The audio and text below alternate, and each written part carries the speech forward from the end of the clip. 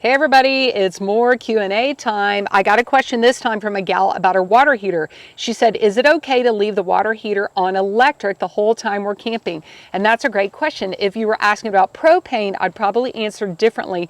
But if it's on electric and you're at a campground and you're plugged into shore power, I say leave it on. You've already paid for the electric. Even though your water heater is continuously trying to maintain a certain temperature, not going too high, and then also when it gets too cool, it kicks back on. You've already paid for the power, so why not go ahead and use it? That was a great one. Hey ladies, I'm going to be answering all kinds of questions just like this one in my new e-course. It's Women's RV Basics for Newbies. So please be sure to subscribe and follow Queen Bee RV to find out when you can get your copy.